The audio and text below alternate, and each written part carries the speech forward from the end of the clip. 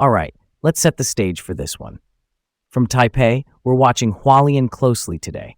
Heavy rain has sped up a potential overflow at a barrier lake, and the timeline just got tighter.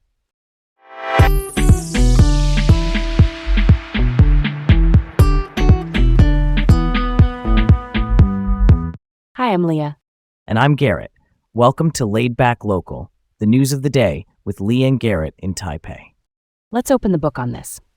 First up, Hualien Barrier Lake. A barrier lake is basically a lake formed when landslides or debris block a river, like a natural dam. After heavy rainfall, officials now expect a possible overflow by Sunday around noon, earlier than first thought.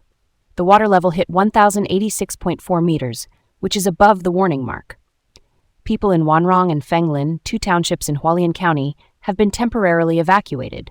The Forestry and Nature Conservation Administration, the agency that manages our forests and protected areas, is using drones for real-time monitoring.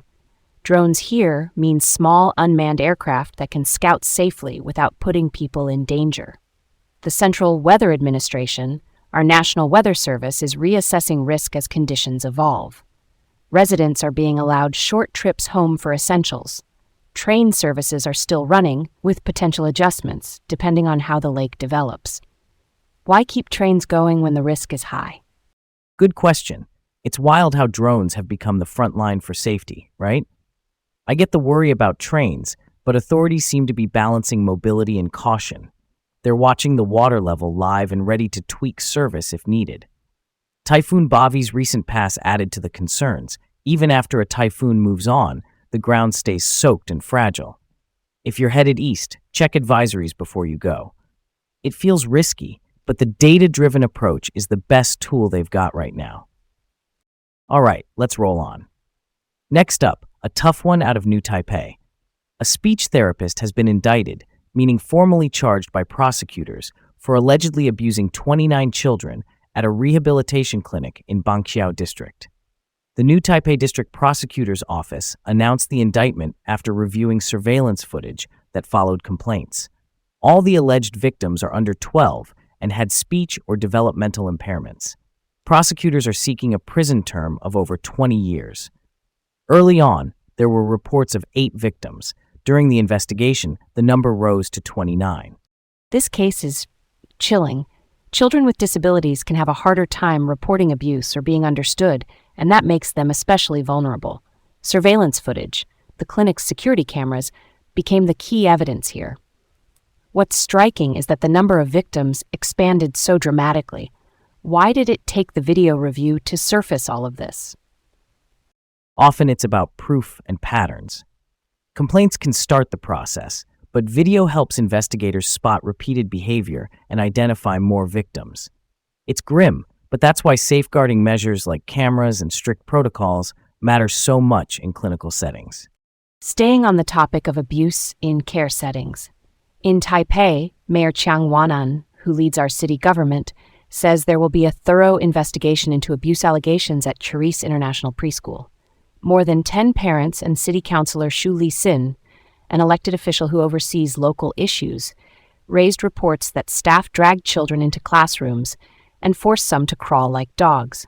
The preschool owner, Chen Liwan, says they'll fully cooperate and accept legal consequences if the claims are confirmed.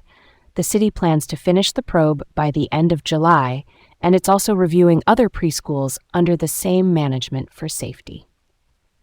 The accusations are horrifying. Cooperation from the owner is, not gonna lie, a small relief. But this really underlines the need for strong oversight, meaning clear rules, surprise checks, and real accountability so problems get caught early. A fast timeline to the end of July is good because families need clarity quickly, and if it's verified, tough consequences have to follow. Let's switch it up.